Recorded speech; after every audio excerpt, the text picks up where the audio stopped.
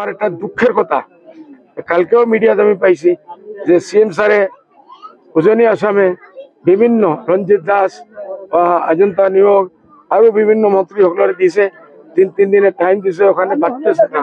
তাহলে আমাদের নামনি আসামে কোনো একজন ইনচার্জ মিনিস্টার আছে, তথাপিও দিয়া নাই। আর বাকি একটু না দেওয়ার কারণে আমার মানুষে হাহাকার করিয়াছে। একটু না ইনসাফি সিএম সাহেব করিব না লাগে। মুসলিম দুশ্মনী তেখেতের ভিতৰত আছে, আমি জানো, তেখেতে প্রকাশ্য কয়, আমার ভাল না লাগে। হ্যাঁ, হইলে এইটো এই বিপদের সময় এইটো কৰিব নালাগে, এইটো আমি ঘোৰ নিন্দা কৰি আছো। আৰ তেখেতে আমাৰ দিবা নামনি অসমৰ ওপৰত খেয়াল দিব বলে আমার আশা আছে। আজকে আমি 5 দিন হয়েছে, আমি ওখান থেকে প্রাইম মিনিস্টারে চিঠি লিখিয়া 20,000 কোটি টাকার দাবি দিছি।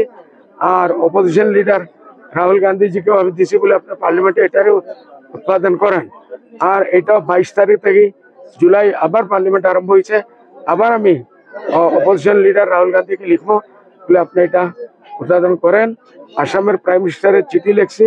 আমি নামার পরে বাড়ির থাকি নাই, হজে থাকি আসার পরে মানুষ আরাম করে, আমি আমার আসামে নামছি। নামার পরে ওই দিনই আমি আগে থেকে অ্যাপয়েন্টমেন্ট লইয়া রাখছি সিএমের সঙ্গে গিয়া। আপনারা পেপার পত্রিকা পাইছেন যে আমি ওনার কাছে গিয়া ওই 20,000 টাকার দাবি দিছি। যেহেতু ক্রমাগত যেহেতু উপনির্বাচন হব, আজি পলিটিক্সের কথা কোন নামাতো, আমি ফ্লাড রিলিফের কারণে আইছো। মানুহ কইব তেখেত গৈ তার নিজের ধান্দা আরম্ভ করেছে, এটা যেতিয়া আহিব তেতিয়া দেখা।